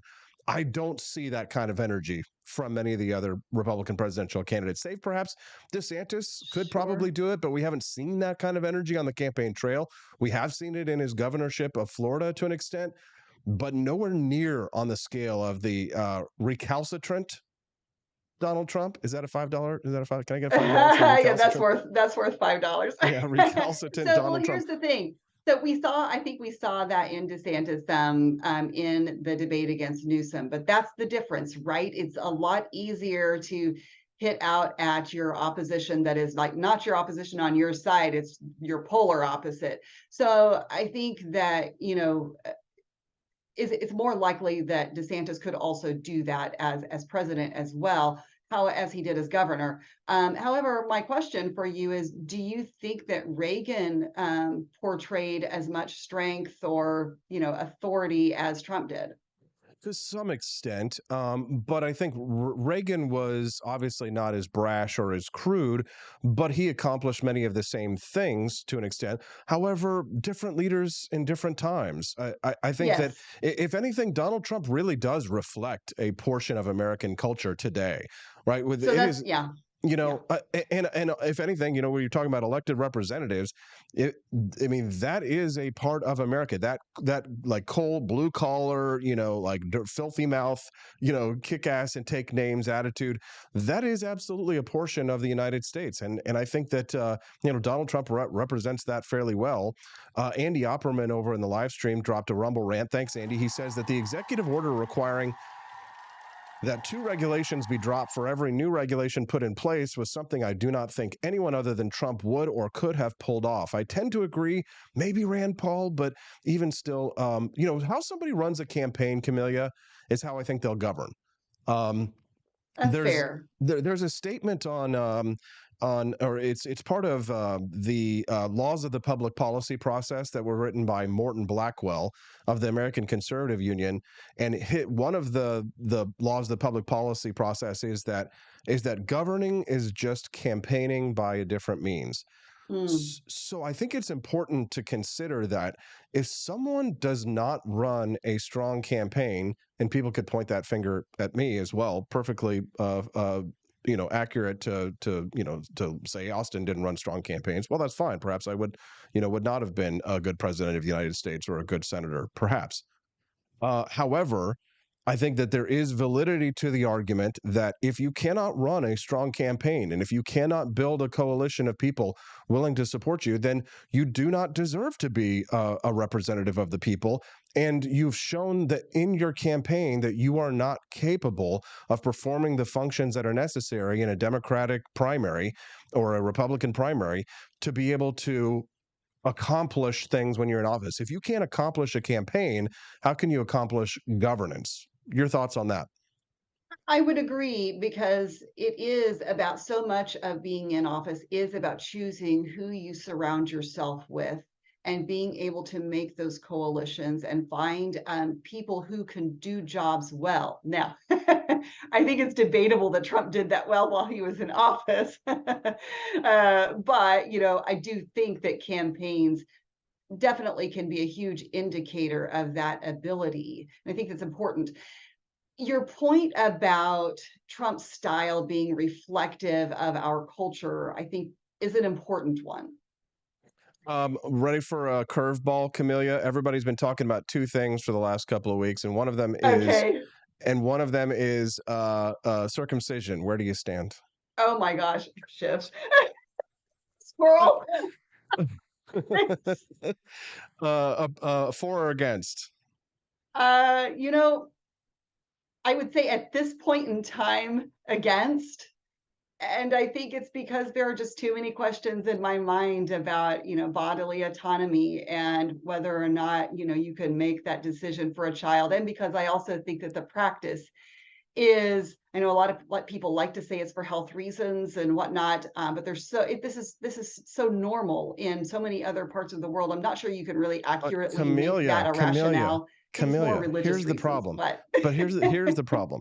A very lovely lady who came on, who is started to appear on the show, Courtney Nill, she posted on Twitter the other day that she and all of her lady friends got together and they talked about they talked about this issue, and they all prefer men who are circumcised. So how would you respond to that? Well, I would say that your preference should not dictate what you do to baby boys. Camelia, So, Camelia, anything else you'd like to share with our listeners before we let you go today? I'm fascinated to hear your conversation with Dave Rubin, and particularly with regard to surrogacy in so many ways, because that's, there's lots of questions in my mind about that. I think that, people should want babies to have good parents, no matter what that looks like. But there are some serious questions as far as so a couple of things to think about when you're having your conversation with him is one of the things that came to mind when I think about surrogacy is there any biological, chemical, is there any issue with that side of things when you're talking about having a baby in a woman's womb who has no DNA connection? You know what I'm saying? One of our listeners, yeah, for sure, I do, Camelia, and I appreciate your point of view on this. It's a great question to ask, and I'm running up against time here right now. I got to go get Dave Rubin. Camelia, thank you very much for your time today. You can follow Camelia on x.com at Rare Camelia. Thank you for your time, Camelia. We'll see you on Thursday. Have a great day, everyone. Have a great day. Thank you very much, Camelia. We appreciate you very much. Let's have a meet with the Republican Party. If Trump want to come to town, come and meet with us. Trump 2024. Come have a meet with us, Trump. Trump 2024. We are not going to stand idly by while you starve our community. These are our children, and they will not be targeted while you take and make a better life for a new group that just walked into this country yesterday. $9,000 a month for these people. You know how hard it is? The Black community of Chicago asking for Republicans or President Trump to come visit them because they are done with the Democratic Party. Thousands of $1,500 for every child, every illegal immigrant child that goes into Chicago public schools. You give them money for uniforms and computers and all these things. We're not going to stand down, and we ask that the Republican Party come and sit down and have a meeting with us. We're not okay with them taking our resources and giving them to people who don't live here. But now you found money for the migrants. We're calling foul for any independent candidate in the city of Chicago, any Green Party candidate in the city of Chicago, and any Republican candidate in the city of Chicago. Now is your time, because we are done with the Democratic Party. Whoa, they are done with the Democratic Party. What do you think about that? You love to see it. These are Black Chicago residents saying that they are done with the Democratic Party. Boy, that is some good stuff. Hey, I forgot to let you guys know that exciting new announcement over at the merch shop at apforlibertyshop.com. A brand new product line available now, custom metal signs, which I'm really excited about. Over at apforlibertyshop.com, custom metal signs you can have designed right on our website. Design it yourself. See how it works over at apforlibertyshop.com. Some of them are custom. Some of them are not. For example, you can see the 1776 steel sign, for example, and it comes in multiple sizes, and they ship it really fast, like two to 5 days for shipping. Bald eagle head steel sign, fallen soldier memorial, our flag cross. Now this one is really cool. Here's the Liberty Bell monogram. Let me try to show you how this works. So you've got the living free sign here. And so the customization of your steel sign can be done right here. It'll load that personalization button, and then you'll be able to go through and put whatever text that you want on your metal sign. And you can see here we've got multiple colors: copper, gold, silver, and white. And you can go all the way from 12 inches all the way up to 30 inches over at the shop. I've put them all on sale this week. So for our debut, all of our signs are on a special discount price. You can check them out over at apforlibertyshop.com. USA signs, American Strong. And again, Many of these can be customized for whatever you like. So, for example, the Deer Hunter monogram sign, steel sign, you can go and say you've got a son who maybe this is his first year deer hunting. You can get that loading personalization will pop up for you. Sometimes I have a little it gets a little hinky for me, but yeah, I think it has to do with my ad blocker. But if you get that same issue, make sure you turn your ad blocker off. Deer Hunter monogram custom steel sign. You can get them at ap4libertyshop.com. Again, in multiple colors. Looks good. It can be hung inside and outside. This one I think is really cool, especially if you've got like a bar inside your house. The Bomber Lady custom steel sign, which is really sweet. So it'd be, Bombshell Betty's. You can have it replaced with, whatever, cool logo or slogan that you want to put on the signs. And we've got dozens of them, 4 full pages of them. This one's really cool. It's not custom, but this house protected by the Second Amendment. And then Let's Go Brandon, for example, that's another custom one. So you can put whatever it is that you'd like to put on there. If you get this little loading personalization button down there and it doesn't load, just try it on mobile. Sometimes like the mobile works over the desktop. So I apologize. We're still trying to work out all the bugs, but they're brand new. I'm really excited about them. They ship really fast. Custom metal signs in multiple sizes and multiple colors. I really like the dragon there. You can see the custom dragon monogram, custom steel sign, which is really fun and cool, that you can get your name or your house name or your last name, whatever it is that you want to put, over at ap4libertyshop.com. I'm very proud and excited to introduce our new all-American custom metal signs at AP, the number 4, ap4libertyshop.com. I'd love to hear what you guys think about them. All right, it's time for us to go. We're going to go get Dave Rubin when we get back to talk to him about the Ron DeSantis campaign on the Wake Up America show at wakeupAmericaShow.com. Want an engaging website to boost your business? You're just a click away from 5-star Fiverr talent. Hundreds of freelancer skills like web design. Head to Fiverr.com today and get something started. American conservatism is distinct, like America is distinct from the United Kingdom. American conservatism's roots comes out of the Wild West, out of pioneerism. The difference between American conservatives and European conservatives is that Americans are cowboys. We are that God, guns, gold, and girls. It's wild here, and we should stay that way. We shouldn't allow a European version of conservatism to come and infect us here. We like it wide open spaces here, deep in the heart of Texas and all that.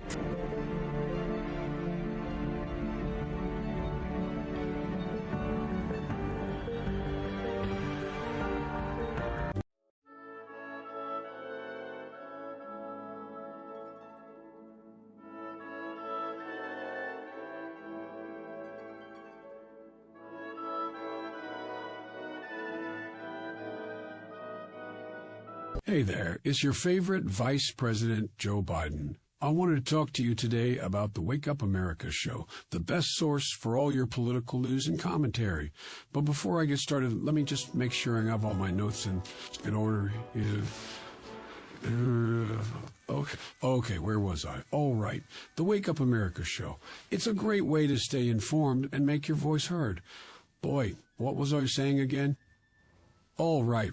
The Wake Up America show. It's important that we all stay engaged and knowledgeable about what's going on in our country and, the thing. But hold on, where was I going with all this? Oh, yeah. The Wake Up America show. It's a fantastic resource. And if you really want to make a difference, man, you can sign up to be a monthly donor at wakeupAmericaShow.com/support. Now, where was I? Oh, that's right, the Wake Up America show. So if you want to stay woke and support a great cause, head on over to wakeupAmericaShow.com/support and sign up to be a monthly donor today. And if you're feeling generous, you can even give a donation in my name. Thanks for listening, and keep on keeping on, America. Come on, man.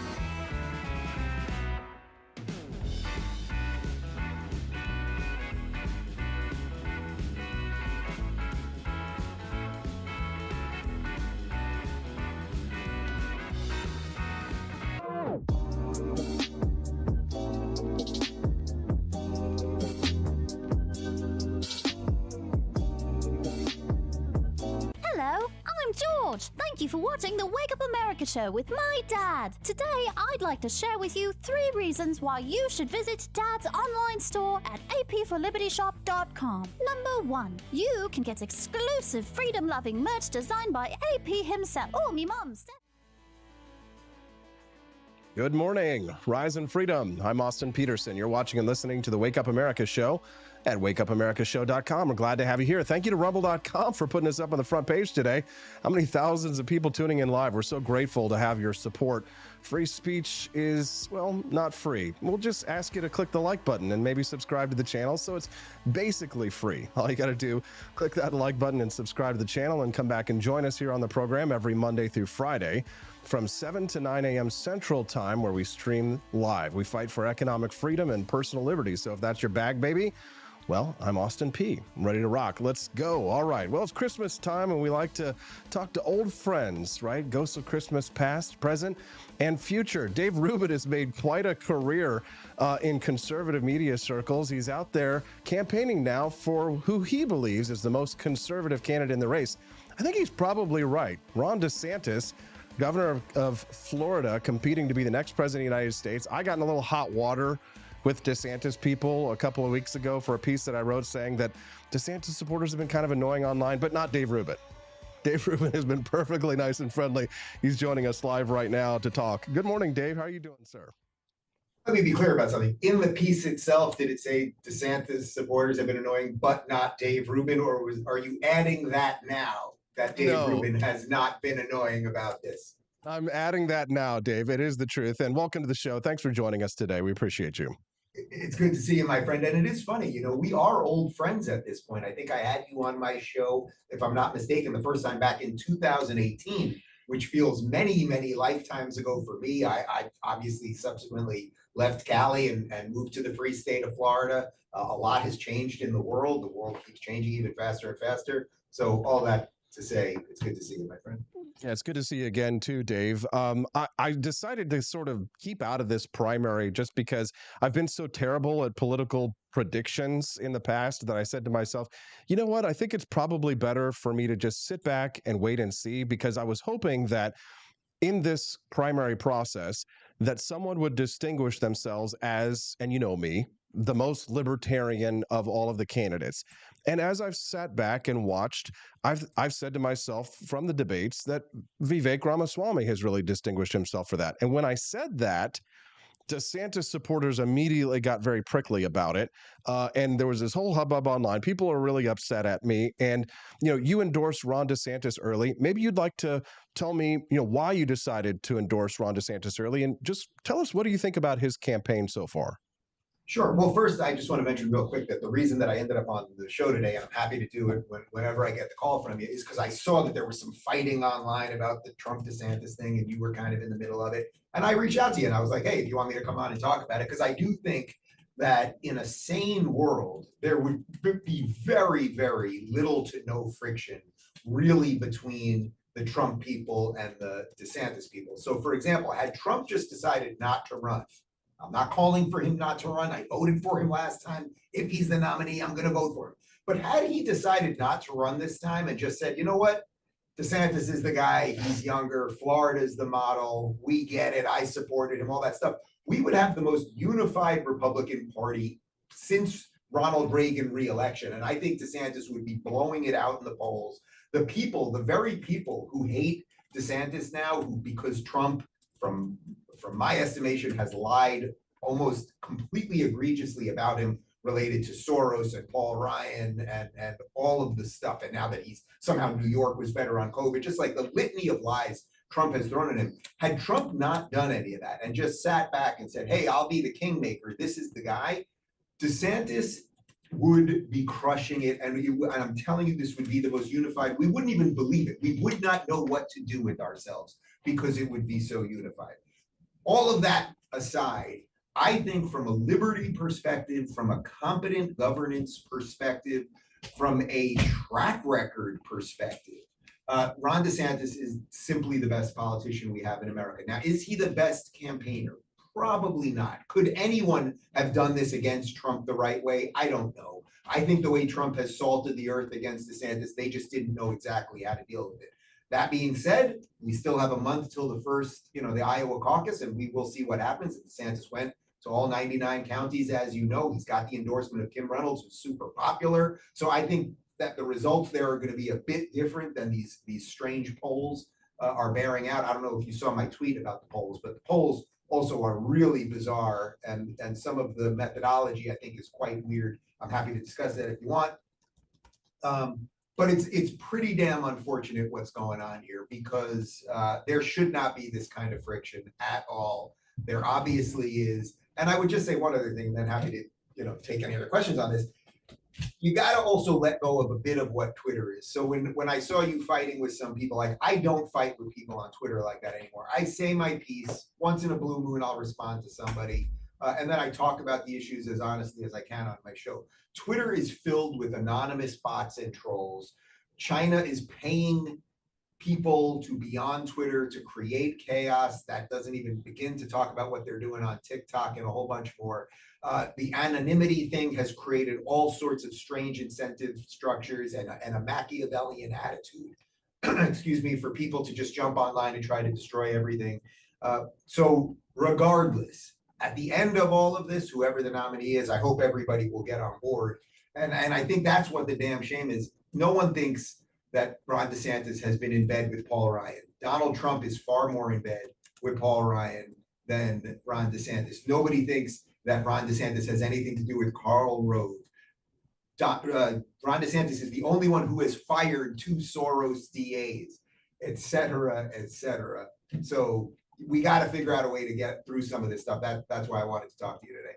Yeah, no, it's good stuff, Dave, and it's hard for me to disagree with pretty much anything that you've said. The question about the polls, I mean, we all know that polls can be skewed and can say whatever one person wants us to believe. I mean, there's pro-DeSantis polls and there's pro-Trump polls. I hearken back to a conversation that we had briefly at Freedom Fest back when the pandemic had just occurred, and you were just passing me in the hallway, and you said, Austin, you're one of the only people, it seems, who hasn't absolutely lost their mind and gone into Trump derangement syndrome. But it does feel as if, I mean, there was the Never Trump movement of 2016, right? And we're talking about neocons, we're talking about the Bushites, the Romneyites, the people who, Bill Kristol has gone to the Democratic Party. I mean, those are the people who have lost their minds that you're talking about, right? Oh yeah. Right. And you said something completely reasonable, right? That if Trump wins, afterwards we all need to come together on the same page. And maybe Twitter isn't real life, and DeSantis people who are saying we'll never vote for Trump, maybe they're bluffing or anything like that. It does feel to me, Dave, tell me if I'm wrong, and I'm willing to change my mind. It does feel to me as if the DeSantis campaign is sort of treading those dangerous waters, the Bill Kristol, sort of never Trump territory. Is that wrong? No, I don't think so. Look, I can't speak for the campaign, and I wouldn't purport to speak for the campaign. But you got to remember, it's a campaign. People are fighting. Like, the idea that somehow the DeSantis people have been meaner online than the Trump people have been, first off, I think that is empirically just obviously not true. Like, if I say anything remotely positive about DeSantis, things that everyone knows are true. If I tweet out right now, DeSantis was the greatest governor when it came to freedom during COVID, I will have Trump people saying, you're trying to destroy MAGA, you're a sellout, how much are they paying you? And I've never taken a dime from any campaign, nor would I ever. So the idea that one side is worse than the other, I think there's probably far more. If we were really looking at the numbers and evidence and behavior of people, there's probably way more evidence that the Trump people have been worse when it comes to DeSantis. But either way, I just think, as you just said, Twitter isn't real life, and I wouldn't get too lost in that. I would say the crew of people that you're talking about, the TDS crew and the neocon crew and the Bill Kristol crew, they all seem like they're moving more towards Nikki Haley. I can tell you, wherever I go throughout this country in the last year, and even when I was in London a couple of weeks ago for this Jordan Peterson ARC event, and I talked to people from literally dozens of countries about Trump and DeSantis, which is all anyone wanted to talk about. Most of the people that are supporting DeSantis, it's not that they hate Trump. Most of them voted for Trump. They've just had enough of the drama. They think that he's sort of aged out. They're concerned about his ability to hire people and the firing of everybody and that everyone's an idiot and a loser and a sellout if they worked for him and then ever said anything against him. You know, look, Kayleigh McEnany, who by any estimation was the superstar of that administration at the height of COVID, going against that crazy media and doing it with class and dignity, and he turned on her. So again, it's not that I will not vote for him. I certainly don't have Trump derangement syndrome. I've told the story many times of having been with him at Mar-a-Lago and spent some time and enjoyed being with him. And I think he's a decent human being, and he's been treated unbelievably unfairly by the media and now our complete political establishment that is persecuting him and all of that stuff. But there is a better option, and I think we all know it. And that's, I think, what's happening here. Many of the Trump people, I get it, you're ride or die with him. This is your guy. You think he was cheated and all of that stuff. But no, I don't think anyone, if they really thought about it, thinks DeSantis is evil. I don't think they think he was bad on COVID. There is no evidence he has anything to do with Paul Ryan. There's no evidence, as I said, the Karl Rove thing, the George Soros thing. And I think that's why some of the behavior is so skewed, because you've got a guy who's being treated unfairly in Donald Trump, and you've got a guy who clearly is the standard bearer for conservative values. They should be on the same team right now, but this is just what politics is.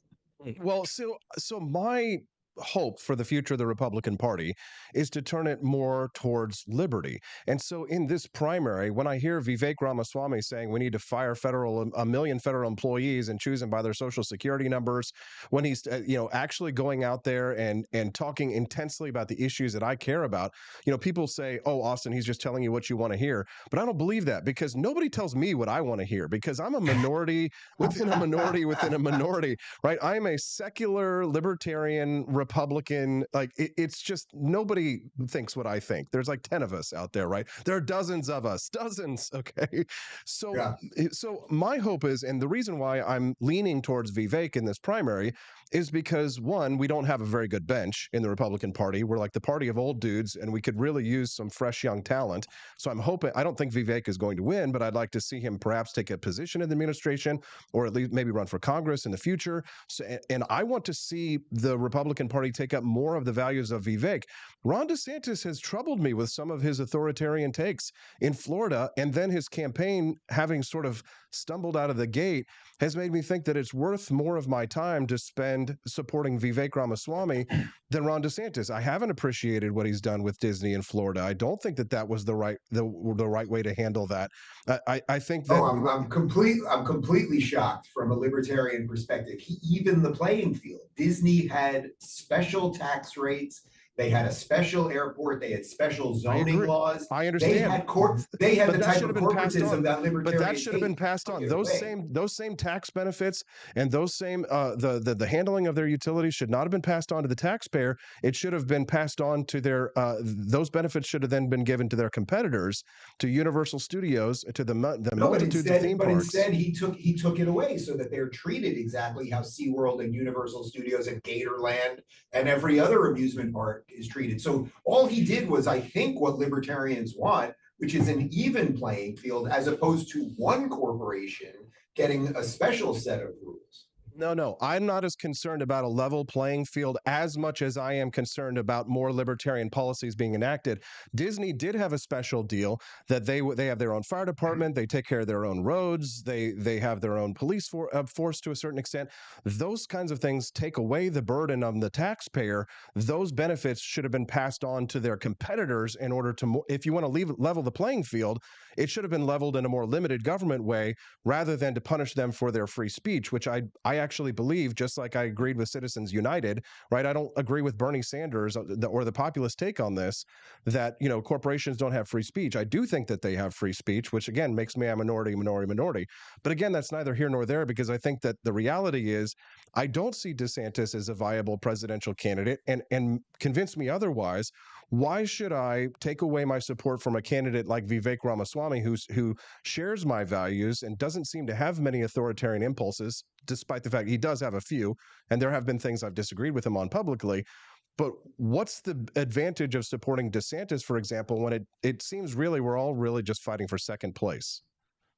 Well, I think DeSantis is the only one not fighting for second place. I think Vivek is running to be, he's not running for president, he's running to be in a Trump cabinet or maybe for Congress or to be senator from Ohio or something like that. Just real quick on the Disney thing, let's just kind of agree to disagree on that, because we're not disagreeing on that there should be an even playing field. We're disagreeing on how the government can sort of operate to make, you're basically saying, okay, give them all the same benefits. I'm saying remove all the benefits. That's an interesting discussion which we should punt for another time. But we're both agreeing in the idea of equality for these companies. So let's just put that aside for a second. The Vivek thing's been kind of disappointing to me because, again, I think he's not, if you were running for president right now, you would be attacking Donald Trump. There's only one guy, you would be going after the number one guy. Why is it that the Trump people, Charlie Kirk, Jack Posobiec, all the usual Trump people on Twitter, they all love Vivek? Why is it they love Vivek? It's not just because he's saying the things they want to hear. It's because they know there is some deal with Trump. Trump makes deals. Come on, we all know it. So if we're going to honestly assess this stuff, if they hate DeSantis, a guy that they all loved 2 years ago during COVID and thought was, he was the star, the future star. They now hate him because he's the only threat. Why is it that even in the last week, if you look at what the posts Trump puts out on Truth Social, why is he always going after DeSantis? He won't even say his real name, claiming that he has no chance and he's up by 50 points on this loser, but then will say nothing about Vivek and basically says nothing about Nikki and everything else. Like, you have to think like nobody in the history of politics, not just American politics. But if that's true, that's smart, because I think if you are all competing for second place, and I know you disagree on that, then it would be wise for you to put yourself in a situation where you can affect the future of the Republican Party. And if Vivek is You're more talking libertarian, about Vivek. Vivek, right. And if he is in that situation doing that, then that's actually very intelligent. And I hope he succeeds in that because, this is the guy who's hanging out with Ron Paul. This is the guy who's out there, kicking with my people. He even went and met with the Libertarian Party of Iowa when he was there, which I think is pretty ballsy as somebody who's a Republican presidential candidate. But I guess my last question. By the way, to be clear though, I've been disappointed in the way he's campaigned. I think he's done a lot of cheap stuff on the debate stage. He's done some nice stuff too. But then, if your campaign slogan is going to be truth, then get out there and say, look, Trump's my guy. I'm up here because I'm brand building and I want a future. Like, that's basically what you're saying. So then if he's Mr. Truth, get out there and say it. Everyone knows there's only one guy who offers the competition to Trump. That's DeSantis. Look, maybe it doesn't happen. I do think he's going to win Iowa. Maybe he doesn't. And you know what? You can win Iowa and still lose. I mean, Ted Cruz won Iowa in 2016. But I think had Trump not been running, everyone knows, I've said it 3 times now, everyone knows that DeSantis is the best shot we've got as anything remotely close to Republicans or conservatives or limited government people or libertarians or anything else. He's the best shot we got, and I suppose we shall see. But these polls, I mean, I posted one of the things with Trafalgar yesterday, like 100,000 people were called, only 1,000 people responded. Does that seem like an honest poll to you? No, I don't believe the polls, Dave, but I know I'm being selfish with your time, so I'll ask you one last question and then we'll let you go. But do you think that if DeSantis doesn't win Iowa, then that's it? No, I think there's a couple week window there. Probably you got to get through 3 or 4 primaries. South Carolina is going to be really weird because Nikki was former governor there. There's some weird stuff to happen at the beginning. But this is where we all just get kind of lost in the nonsense. We've been fighting this thing out for a year. We're both sort of in agreement that the polls don't make much sense. It's like, okay, so if DeSantis wins Iowa by 1 point, does that give him the juice to get for 3 more? If he loses by 4, is that much worse than winning by 1? It's like, we got to let some of this stuff breathe. But I would say to your audience that obviously skews more, let's say, on the Trump side of this stuff. It's like you don't have to also try to absolutely destroy the guy that we know is the best governor. He's taken his best shot here, and you may not like it. But you don't have to go, the Soros stuff is not true. The Paul Ryan stuff is not true. The Karl Rove stuff is not true. The COVID stuff is not true. I could keep doing this. And I think if everyone could just ease up the way I defended Donald Trump on Bill Maher's show on Friday. I completely called out the Beautiful job, by the way, and everybody is giving you kudos for defending him on his remarks about the people on both sides. I don't see any of the Trump people giving me kudos for it. Well, but here's the difference: is that even if some of my people are a little more pro-Trump, I will gladly go and vote for Ron DeSantis. So I think he has done a good job, and I do think that there are criticisms to be made. I think the campaign has been run poorly, and I think that there are some things that could be improved. But I would gladly vote for him. Dave, I know I'm running out of time with you, sir. Is there anything you'd like to plug or share with our audience before I let you go today? Austin, I will reiterate what I said to you in the hallway at that Liberty Fest a couple of years ago. You are still on the short list of the same people that I know, so it's all good. We will do this anytime. And I started a tech company to free us from big tech. So RubinReport.locals.com. We merged Locals with Rumble, and I know you're on Rumble and you're on the front page right now. And that's a beautiful thing. We are basically the last pipes of freedom on the internet. Elon's doing the best he can, but basically, I think Twitter or X and Rumble, like that's pretty much it. And we're going to keep building the best we can. Dave, it's amazing what Rumble has done. It's completely transformed my small business. Me and my wife are just every day so thrilled at what Rumble has done to help us to grow, and we're grateful for you and what Rumble has done. So thank you very much for your time. Good luck out there in the campaign, and thank you for being so generous with your time, and Merry Christmas, Dave. Merry Christmas, my friend. Good to see you. Thank you very much. That's Dave Rubin. What do you guys think? Let's give him a round of applause. What do you say? Hit the applause button. Well, I am sorry that we didn't have enough time to get to that other question. I know you guys were really interested in it, but we just didn't have enough time. There was so much DeSantis stuff to talk about. Maybe another time soon, though. We'll see. You guys rock. Don't you just love the Wake Up America show? We're killing it. Thank you, Rumble. And thank you to Dave Rubin. I almost said Dave Smith. Thank you to Dave Rubin for joining us on the show today. Man, we have been having way too much fun with these shows, don't you think? It's just crazy. How dare you? How dare you say that we have too much fun? No, you're right. We can't have too much fun. If you're joining us here live for the first time today, welcome. Make sure that you click like and subscribe before you go. You got to hit the subscribe button because I know what'll happen. You'll say, who is that nameless chubby guy who I can't remember, and I really liked his show and I wanted to watch it again tomorrow, but you forgot who I was. You won't have a problem finding me if you click that subscribe button, right? I'm at rumble.com/AP4Liberty. And need I remind you that over at AP4LibertyShop.com, not only do we have delicious Founding Flavors coffee, which I highly encourage and recommend that you try if you haven't yet. Don't forget that our Martha's Mint flavor is only seasonal, so it will be gone by the end of this month. Grab yourself a bag before it's gone of Founding Flavors coffee, Martha's Mint. Real quick, just an FYI, we've got 20% off Killdozers. So if you guys want to get yourself a model Killdozer, I've got 5 of these, and then when they're gone, they're gone. I don't really care to make them, but George really wanted one. So I fired up the printers. So if you want to get yourself a cool 3D printed Killdozer, it is 20% off of this price. So head over to AP4LibertyShop.com, stock up. You'll see the 20% discount in your, and we also got like Killdozer shirts and Killdozer candles and fun stuff like that too. So go over to AP4LibertyShop.com, get 20% off of your 3D printed Killdozer. And of course, our brand new All-American custom metal signs. I'm really proud of these guys. We haven't sold one yet, but I have hope that we will. You can get them from 12 inches to 30 inches, so they come pretty big, actually. You can personalize your signs. Sometimes we get this little error loading personalization, and it just sits there. Sorry about that. If you have that problem, just pull it up on your mobile phone at AP4LibertyShop.com. Get yourself a metal sign. You'll get it by Christmas if you order today. They ship pretty fast. And you have to get the hanging hardware as well. It doesn't come with it. Sorry about that.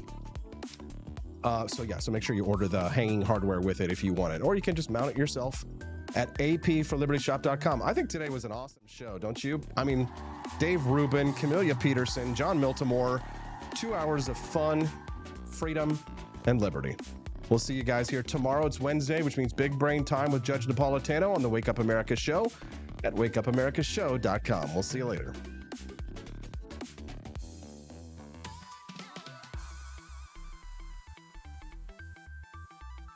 No goose Goose Lodge in Jamestown, Kansas, your home away from home. Choose the comfort and privacy of our individual rooms, each equipped with its very own locking door and en-suite facilities. Or bring the whole family and make memories in our communal space. Snuggle up on our plush recliners or share a meal around the dining table that comfortably seats 8. Our kitchen is armed with everything you need, from a microwave to a full-size fridge. For a bird's eye view, book the Eagle's Nest. Enjoy the privacy, storage space, and its very own toilet and shower.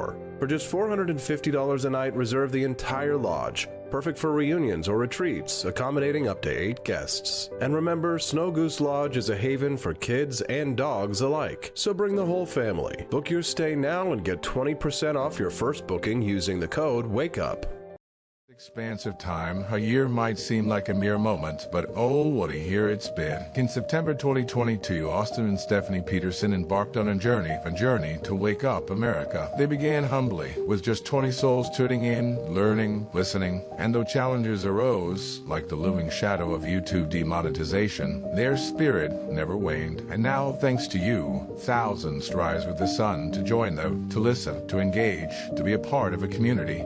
So here's to you, and to Wake Up America, for memories shared, for friends made, for the journey ahead, and for never, ever forgetting to rise and freedom. Happy anniversary. I'm Donald Trump, and I approve this message. Believe me, Austin Peterson is the best. He's got the greatest Wake Up America show I've ever seen. Whenever I tune in the mornings and watch the live stream, let me tell you, he has got the absolute best content. I love his guests. It's just a total blast to watch, and I highly endorse and recommend the Wake Up America show. It's terrific, believe me.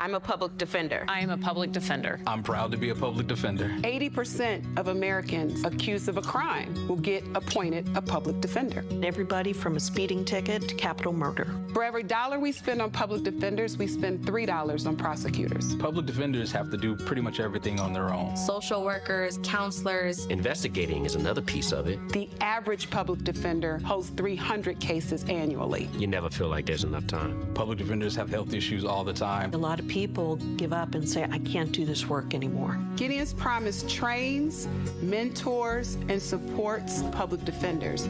There are a lot of people who say that they would not still be public defenders, but for Gideon's Promise. It's fueled me to continue on in this fight. Gideon's Promise has changed the face of public defense. People see us as troublemakers.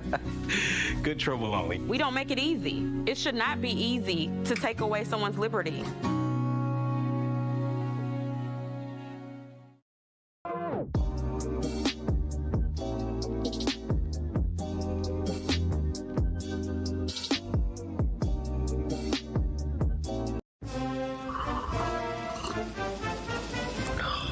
Tired of spending your hard-earned money on woke corporations that don't share your pro-freedom values? Fed up with sipping liberal lattes and progressive cappuccinos? Introducing Founding Flavors from AP for Liberty Shop. Get your day started with Washington's Revolutionary Roast. As robust and principled as the man himself, this blend is the shot of energy heard round the world. Or maybe you want to taste the fervor of freedom with Adams's Patriotic Perk. It's as dynamic and balanced as the U.S. Constitution, sure to awaken your spirit of liberty. For the aficionados we've got the Jeffersonian Java, a complex mix of flavors that speaks volumes about your refined tastes. And don't forget Betsy's Liberty Lullaby, our decaf option, crafted with the same care and dedication Betsy Ross put into our Star-Spangled Banner. This blend lets you enjoy the taste of freedom anytime without losing sleep. No woke beans here, folks. Just pure, patriotic, pro-freedom flavors brewed with love for liberty. So why compromise your principles for a cup of coffee? Stand up for your values, perk up your patriotism, and start your day the American way. Get your founding flavors at apforlibertyshop.com.